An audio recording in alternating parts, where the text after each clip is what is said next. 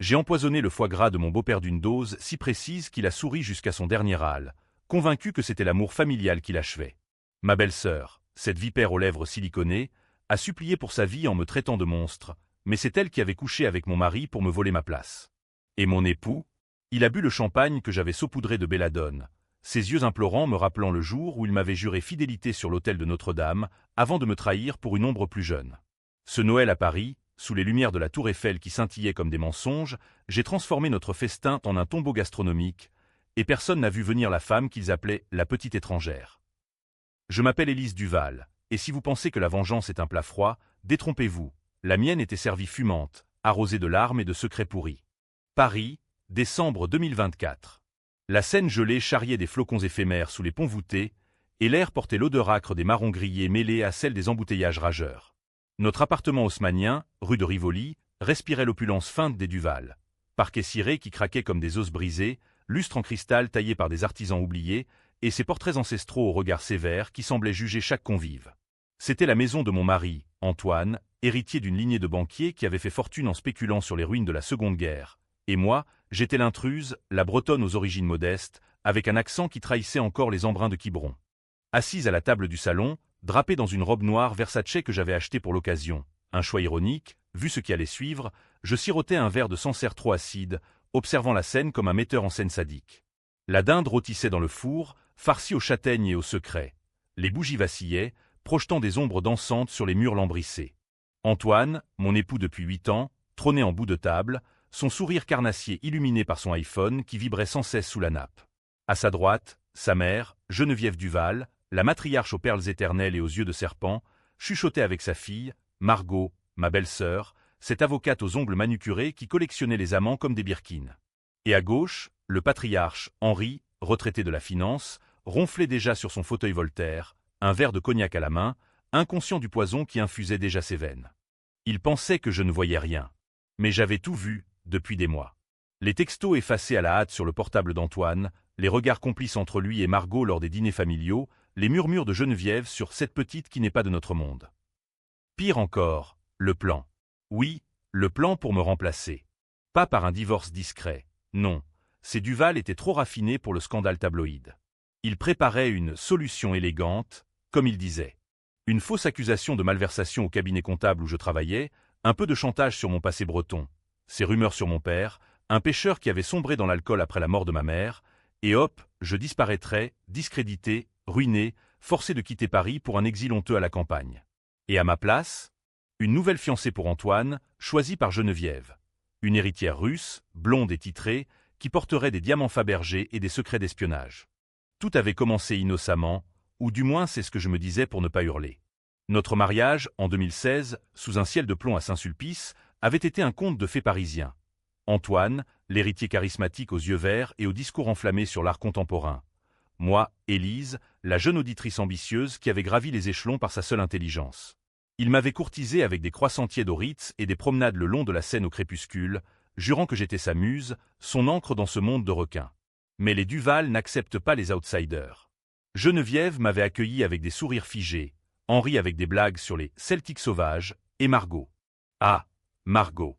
Elle avait été ma première amie à Paris, celle qui m'avait introduite dans les cercles huppés des galeries du Marais. Nous rions ensemble de la bourgeoisie, partagions des vins de Bordeaux tard dans la nuit. Jusqu'à ce que je découvre, un soir doux pluvieux, en fouillant le téléphone d'Antoine, un réflexe de jalousie idiote, les messages. Des centaines. Des « Je t'aime, ma Margot chérie », envoyés à 3 heures du matin, des photos volées de nos nuits d'amour qui lui dédiaient comme des trophées. La trahison m'avait frappé comme un coup de surin dans le ventre. Pas seulement l'adultère, ça, c'était banal dans les salons parisiens, où les cœurs se brisent comme du cristal lalique. Non, c'était la profondeur, la durée, 5 ans. 5 ans qu'il me mentait, qu'il riait de moi dans mon dos, qu'il tramait pour me déposséder. Et le secret le plus noir? Celui que j'avais enterré pour eux. Il y a 3 ans, lors d'un week-end à Deauville, Antoine avait renversé un piéton ivrogne sur la route côtière. Un SDF anonyme, un de ces ombres que Paris vomit sur ses banlieues. Au lieu d'appeler la police, il m'avait supplié « Élise, aide-moi ». Pour nous. J'avais conduit le corps jusqu'à la mer, l'avais lesté de pierres, et nous avions regardé les vagues l'engloutir sous un ciel étoilé. J'avais gancé son crime, falsifié les rapports d'accident pour l'assurance, et depuis, il me devait sa liberté. Mais au lieu de gratitude, il avait comploté ma chute. Ce soir de Noël, alors que les cloches de Notre-Dame sonnaient au loin, où était-ce l'illusion d'un glas? Je décidai que la dette serait payée. Pas avec des cris ou des avocats. Non, avec l'élégance française, du poison, lent et raffiné, extrait des racines de belladone que j'avais cueillies moi-même dans les jardins suspendus du Luxembourg, sous le couvert d'une promenade anodine. J'avais passé des semaines à étudier les dosages sur des forums obscurs du dark web, masqués derrière un VPN anonyme. Une pincée dans le foie gras pour Henri, qui adorait les amuse-bouches, une goutte dans le champagne pour Antoine, amateur de bulles, et pour Margot et Geneviève, une infusion subtile dans la sauce aux truffes, leur péché mignon. La soirée commença comme un opéra de Verdi, air joyeux et dissonances cachées. Geneviève leva son verre, à la famille et à l'année qui vient, pleine de surprises. Son regard glissa sur moi, chargé de venin. Margot, rayonnante dans sa robe rouge sang, effleura la main d'Antoine sous la table. Je le vis, et mon cœur se serra comme un étau. Henri, réveillé par l'odeur, attaqua le foie gras avec gourmandise. « Élise, ma chère, tu as surpassé le chef étoilé. » Je souris, les lèvres pincées. C'est un secret de famille, Henri. Un ingrédient breton. Les premiers signes apparurent après le plat principal, quand les rires forcés cédèrent à des toux discrètes. Henri porta une main à sa gorge, ses yeux s'écarquillant, ce foie. Il est exquis, mais... Il s'effondra en avant, son verre se brisant sur le parquet. Geneviève hurla, se précipitant vers lui, mais déjà, ses propres doigts tremblaient, la sauce aux truffes laissant un filet de bave sur son menton. « Maman, qu'est-ce qui se passe ?» Gémit Margot, son téléphone à l'oreille pour appeler les secours. Antoine, livide, se tourna vers moi. « Élise, appelle une ambulance. » Mais sa voix se brisa en un gargouillis, le champagne faisant effet. Je restai assise, immobile, observant le chaos comme une toile de Goya. « Pourquoi ?» balbutia Geneviève, ses perles se brisant une à une sur sa poitrine haletante. « Parce que vous m'avez remplacé, murmurai-je. Parce que vous avez comploté pour me détruire, comme si j'étais un plat jetable. » Margot, rampant vers la porte, cracha. « Espèce de salope bretonne. Tu vas pourrir en prison pour ça. » Je m'agenouillai près d'elle, caressant ses cheveux comme une mère bienveillante. « Oh, Margot, tu as couché avec mon mari pendant que je cachais son meurtre. Tu penses que la prison est le pire ?» Le silence s'abattit, rompu seulement par les râles. Antoine, à mes pieds, tendit une main suppliante. « Élise. Pardon. Je t'aimais. » Mensonge. Je pressai ses doigts une dernière fois. Moi aussi, mon amour. Mais l'amour français est un art de la duperie. Adieu. Les sirènes hurlèrent au loin, mais il était trop tard. La police arriva pour trouver un tableau macabre. La famille Duval, figée dans une parodie de festin, et moi, sereine, un verre de Sancerre à la main. On m'emmena, menotté, sous les flashs des paparazzis qui titraient déjà « Le Noël empoisonné des Duval ». Mais en cellule, sous les néons crus de la préfecture, je souris. La vengeance n'était pas finie. Le twist, j'avais tout filmé, via une caméra cachée dans le lustre, et un mail automatique parti vers un journaliste du Monde au premier râle. Demain, Paris saurait, non seulement la trahison, mais le secret du corps englouti à Deauville. Antoine mort, qui porterait le fardeau. Geneviève, Margot, ou moi, la veuve vengeresse, qui avait tout endossé pour amour. Les jours précédant ce Noël fatidique s'étaient étirés comme une toile d'araignée, tissée de patience et de rage contenue. Paris, cette belle indifférente, continuait son ballet quotidien. Les vendeurs de marronniers au coin des boulevards, les touristes japonais photographiant les gargouilles de Notre-Dame, et moi, Élise Duval, feignant l'innocence dans mon rôle de belle-fille modèle. Mais intérieurement, j'étais une tempête bretonne, un océan noir prêt à engloutir les Duval. Tout remontait à cet été 2023, lors d'une réception au Louvre. Antoine m'avait traîné là, sa main possessive sur ma taille, pour impressionner un client qatari. J'avais enfilé une robe Chanel vintage, mes cheveux relevés en chignon sévère, et je m'étais fondu dans la foule des mécènes, ces fantômes en smoking qui parlaient de Picasso comme de vieux amis. C'est là que j'avais surpris la première fissure. Margot, glissant un mot à l'oreille d'Antoine près de la Vénus de Milo, son rire perçant comme une lame. « Bientôt, elle sera hors jeu », avait-elle murmuré, assez bas pour que les statues n'entendent pas, mais pas assez pour moi, qui guettais depuis un pilier de marbre. Le lendemain, j'avais fouillé.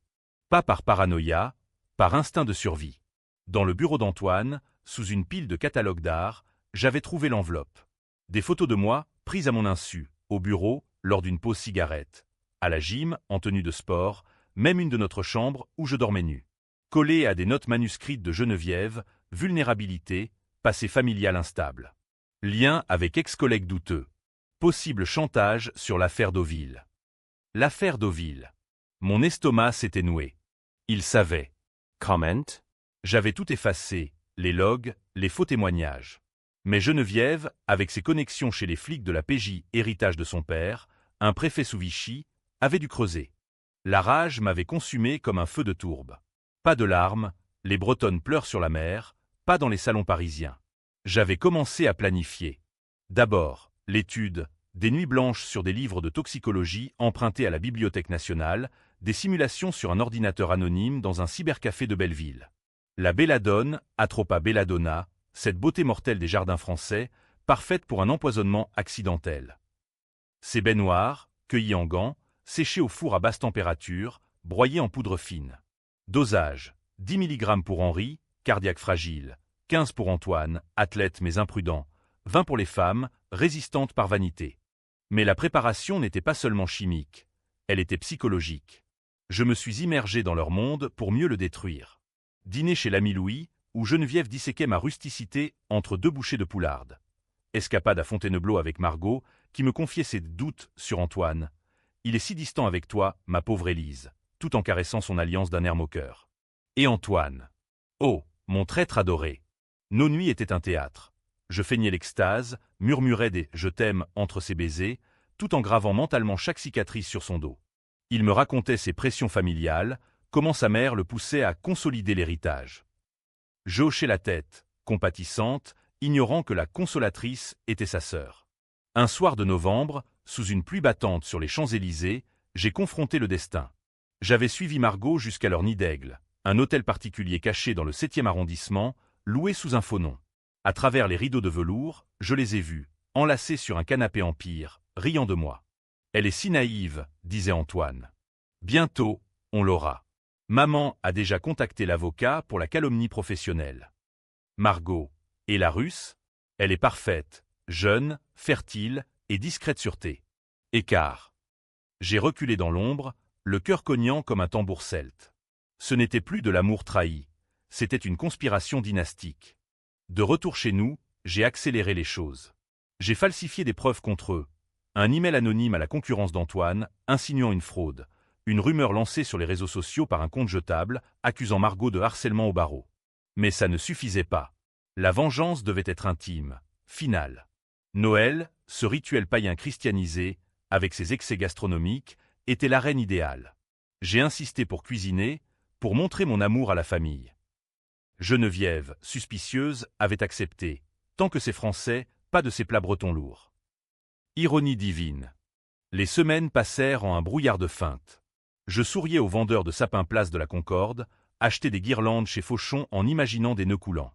Antoine me surprit un soir, rentrant tôt, « Tu sembles distante, ma chérie. Tout va bien ?» Je l'embrassai, goûtant la trahison sur ses lèvres. Parfaitement. C'est juste l'excitation de Noël. Intérieurement, je récitais les symptômes, dilatation pupillaire, confusion, puis paralysie respiratoire. Le jour J approcha. J'ai cueilli les baies une nuit sans lune, dans un coin oublié du parc de Sceaux, mes mains tremblant non de peur, mais d'anticipation. Broyé, séché, pesé sur une balance de précision volée à mon labo. Testé sur un rat de laboratoire. Un clochard errant que j'avais attiré avec du pain, par pitié perverse. Il était mort en 20 minutes, yeux vitreux fixant les étoiles. À la veille, un appel anonyme à Geneviève, une voix déformée. « Votre plan pour Élise est en marche, mais attention aux ombres. » Elle paniqua, accusa les domestiques. Parfait. Le chaos semé, la graine plantée. Et ce soir-là, alors que la dinde embaumait l'air d'épices et de mort, je m'assis, prête. Les toasts fusèrent, les vœux hypocrites. Puis, le foie gras. Henri mordit, mâcha, avala. Délicieux. 10 minutes plus tard, sa fourchette trembla. Le poison agissait. Au cœur de cette toile empoisonnée gisait un secret plus noir que la belladone elle-même. L'affaire Deauville n'était pas le seul squelette dans notre placard duval. Non, il y en avait un autre, plus intime, plus français dans sa laideur, un adultère non pas charnel, mais financier, un détournement qui aurait pu ruiner l'empire familial si je n'avais pas, une fois de plus, porté le chapeau. Flashback à l'hiver 2021. La pandémie avait frappé Paris comme une saignée, vidant les rues de leurs amants et remplissant les hôpitaux de leurs regrets. Antoine, stressé par la chute des marchés, avait plongé dans une frénésie spéculative. Des investissements hasardeux en crypto-monnaie, conseillés par un ami de Margot, un escroc serbe qui opérait depuis un café de Pigalle. Des millions envolés en une nuit, du portefeuille familial. Geneviève, apprenant la catastrophe, avait convoqué une crise. « Tu as ruiné ton père, Antoine. Nous sommes des Duval, pas des joueurs. » C'est moi qui avais sauvé la mise. J'avais utilisé mes contacts au cabinet. Un collègue véreux, un audit bidon, pour maquiller les pertes en erreurs administratives de ma responsabilité. J'avais signé les faux rapports, endossé le blâme interne, même accepté une réprimande formelle qui avait terni ma carrière. Antoine m'avait serré dans ses bras ce soir-là, au Fouquet-S, sous les marronniers nus. « Tu es mon ange, Élise. Sans toi, nous étions perdus. » Mensonge sucré. 2 mois plus tard, il baisait Margot dans notre lit conjugal, et Geneviève classait mes erreurs comme preuve pour un futur divorce. Ce secret, je l'avais gardé comme une carte maîtresse, mais il rongeait mon âme comme l'acide. Lors de mes nuits d'insomnie, je revoyais les visages. Henri, qui avait feint l'ignorance mais avait encaissé les chèques falsifiés. Margot, qui avait introduit l'escroc pour aider son frère, tout en siphonnant une commission secrète. Ils me devaient tout, leur fortune intacte, leur réputation lisse, et pourtant, ils me haïssaient pour ma bassesse. De retour au présent, alors que le poison rampait dans leurs veines, je revivais ces trahisons en accéléré. Henri s'effondra le premier, son corps massif heurtant la table, renversant la saucière. Un hurlement de Geneviève déchira l'air. « Henri! Mon Dieu, Henri !» Elle se rua vers lui, palpant son pouls, mais ses propres yeux se voilaient déjà, la sauce aux truffes trahissant son palais averti. « C'est quoi? Du poison? Qui ?» Son regard se posa sur moi, accusateur. « Toi, cette petite sorcière. » Je ris, un rire bas, breton, comme le vent sur les falaises de Ploumanacache. « Sorcière? Oh, Geneviève, vous m'aviez surnommé pire, la paysanne. Mais regardez-vous maintenant, la grande dame, étouffant sur sa truffe. Poétique, non? » Elle griffa l'air, ses ongles laqués éraflant ma robe. « Tu ne t'en tireras pas. Nous avons des alliés. Le procureur. » Margot, paniquée, composait le 15, son téléphone glissant de ses doigts moites. « Restez avec moi, maman. Antoine, aide-moi. » Mais Antoine convulsa, le champagne pétillant dans sa gorge comme du verre pilé. Il rampa vers moi, ses yeux verts, ces yeux que j'avais aimés, implorant. « Élise. Non. Pas comme ça. » Je m'accroupis, feignant la compassion, et murmurai « Comme quoi, mon amour? Comme le jour où tu m'as forcé à noyer cet homme pour te sauver? Ou comme quand tu as laissé ta sœur me poignarder dans le dos? » Il blêmit, ou du moins essaya, son visage déjà cireux. « Tu sais, pour Deauville... » Comment?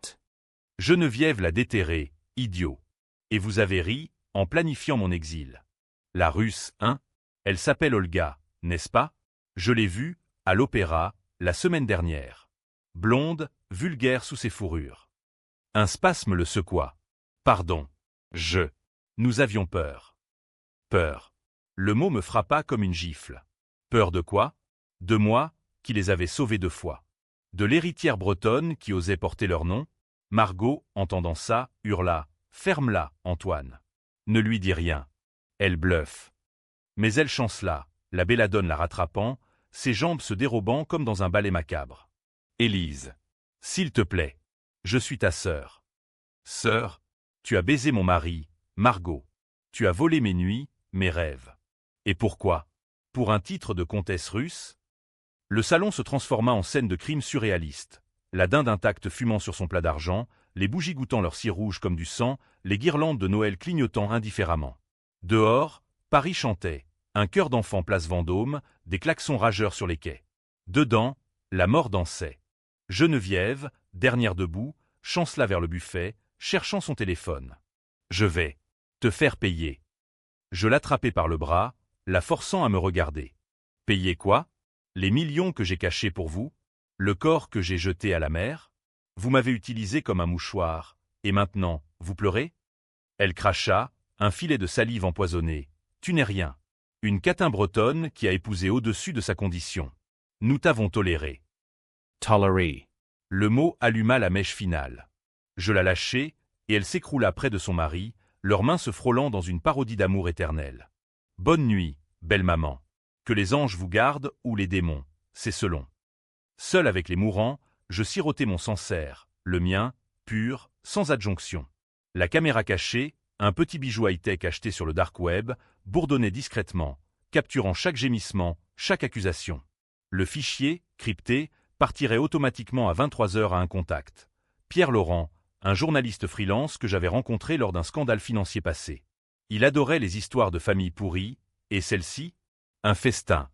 Les râles s'espacèrent. Henri partit en premier, un sourire figé sur les lèvres, rêvant peut-être de bourse volatile. Geneviève le suivit, murmurant une prière catholique hypocrite. Margot, tenace, tenta de ramper vers la porte, aidée. Moi. Je la traînai au centre de la pièce, comme une poupée cassée. Pourquoi, Élise? Antemate. À notre façon. L'amour? Le vôtre est un contrat, Margot. Le mien. Une lame. Antoine fut le dernier. Il me fixa, les pupilles dilatées comme des puits.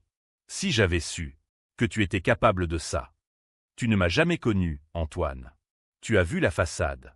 Maintenant, adieu. Un dernier spasme, et il s'immobilisa. Le silence. Puis, les sirènes. Je m'allumai une cigarette, une gauloise, pour l'authenticité bretonne, et attendis. La police défonça la porte, arme au poing. Madame Duval, ne bougez pas. Je levai les mains, sereine. Inspecteur, vous arrivez trop tard pour le dîner. Mais pas pour la vérité.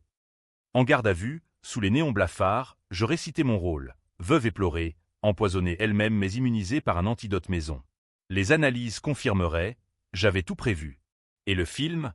Il exploserait comme une bombe. La famille Duval, non pas victimes innocentes, mais conspirateurs impitoyables. Qui jugerait qui, alors? Le procès fut un cirque romain, un opéra bouffe où Paris, friande de scandales comme de macarons, se délectait de chaque acte. Dès l'aube du 26 décembre, les chaînes d'infos en boucle, massacre de Noël chez les Duval, la belle-fille accusée d'empoisonnement collectif. Le Monde titrait « Vengeance ou folie ». Libération, le festin macabre. Moi, Élise Duval, j'étais la sorcière du siècle, la bretonne qui avait servi la mort sur un plateau d'argent. Mais sous les flashs, je gardais mon calme. Un calme de granit armoricain, forgé par des tempêtes atlantiques. La garde à vue fut un prélude. Interrogé par l'inspecteur Moreau, un flic au cigare éteint et aux yeux de chien battu, je déballai une version édulcorée. Il complotait contre moi, inspecteur. J'ai entendu, vu les preuves. J'ai. Panique. C'était de la légitime défense. Il ricana. Empoisonner 4 personnes en famille? C'est de la défense en touche, madame. Mais le film arriva, anonyme, sur son bureau. 2 heures de confession haletante, de révélations sur Deauville, sur le détournement. Moreau Blemet. Bon sang. C'est du lourd. Libérés sous contrôle judiciaire, les preuves contre eux étaient explosives. Je rentrai dans l'appartement scellé, hanté par les ombres. Les Duval gisaient encore dans leur mémoire collective. Henri inhumé au Père-Lachaise avec une pompe hypocrite, Geneviève et Margot autopsiés comme des rats de labo, Antoine. Ah, Antoine incinéré en secret, ses cendres jetées à la Seine par un employé zélé. Je dormais mal, rêvant de leurs yeux dilatés, mais la vengeance n'était pas assouvie. Le vrai climax se jouait au tribunal, palais de justice de l'île de la Cité, où les juges en toge noire décidaient des âmes. Avocat, Maître Lefebvre, un requin du barreau parisien, engagé par un fonds anonyme, le mien, blanchi via un compte offshore à Genève. Stratégie, inversion des rôles. Mesdames et messieurs du jury, Élise Duval n'est pas une meurtrière, elle est une victime. Victime d'une famille toxique, d'un complot ourdi dans les salons feutrés du 8e arrondissement. Les preuves défilèrent, textos décryptés, enregistrements volés, le film du dîner, édité pour censurer mes aveux, bien sûr. Le procureur, une femme acérée nommée Duval, ironie du sort, contre-attaqua. Madame Duval a planifié un quadruple meurtre avec une froideur clinique. Pas de défense, mais une exécution. Elle présenta les analyses, belladone pure, dosage létaux. Le public, journalistes, badauds, même des Bretonnes venues me soutenir en silence, se divisa. Certains me voyaient comme une furie vengeresse, une Antigone moderne, d'autres, une psychopathe, une Lady Macbeth en escarpin louboutin. Les témoins affluèrent. L'Olga russe, convoquée malgré elle, sanglota. Il m'avait promis un mariage. Mais je ne savais rien. Pierre Laurent, le journaliste, témoigna. J'ai reçu le fichier. Il montre une famille en décomposition, prête à sacrifier la sienne pour le pouvoir. Même un ex-collègue de Margot avoua. elle m'a demandé de falsifier des dossiers contre Élise. Pour un divorce avantageux. Mais le moment pivotal fut le mien, la barre, face au jury. Vêtu d'un tailleur noir Chanel, clin d'œil à ma première trahison, je parlais d'une voix claire, sans trembler. J'ai aimé Antoine. J'ai aimé cette famille, malgré leurs épines. J'ai caché leurs crimes, un meurtre à Deauville, un vol de millions. En échange, ils m'ont trahi, planifié ma ruine pour une étrangère. Ce soir de Noël, j'ai craqué. Pas par haine froide, mais par désespoir. La belladone. C'était ma façon de dire « assez ». Des sanglots dans la salle.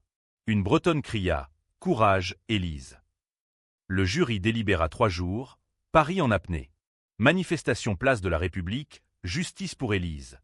VS, pas d'impunité pour les empoisonneuses. Les féministes me portaient en martyr des femmes bafouées, les conservateurs hurlaient au scandale moral. Twist, au dernier moment, un dossier anonyme atterrit sur le bureau du juge. Des preuves que Geneviève avait payé un détective pour fouiller mon passé, y compris une fausse accusation de vol contre moi, pour accélérer le plan. Verdict, acquittement pour légitime défense psychologique, une première en France, un précédent qui fit hurler les éditorialistes. La vengeance légitime, titra Le Figaro. Je sortis libre, sous une pluie fine, acclamé par une foule divisée. Mais la vraie tension montait ailleurs. Olga, furieuse d'avoir été exposée, me traqua. Un appel nocturne, voix rauque. Tu as ruiné ma vie, salope. Je sais des choses sur Deauville. Le corps n'est pas parti. Mon sang se glaça. Le SDF, nous l'avions lesté, mais les marées. Je l'invitai chez moi, rue de Rivoli, sous prétexte de règlement. Elle arriva, blonde et furieuse, un pistolet dans son sac Hermès, cliché russe. Tu penses que c'est fini? J'ai des photos. Le corps à laver à terre. Identify. Et c'est toi qui as conduit. Twist, elle bluffait, mais pas tout à fait. Un rapport balistique anonyme circulait, liant la voiture d'Antoine au hit and run. La confrontation fut tendue, verre de vodka, la sienne droguée, bien sûr. Pourquoi? Demanda-t-elle, les yeux larmoyants. Parce que tu étais leur jouet, Olga. Et maintenant, tu es le mien. Elle s'effondra, murmurant « Pitié ». Mais je n'eus pas le temps de l'achever. Un bruit, la porte. Moreau, l'inspecteur, arme au poing. Elise. On a retrouvé le corps. Et ton ADN sur les pierres. Cliffhanger.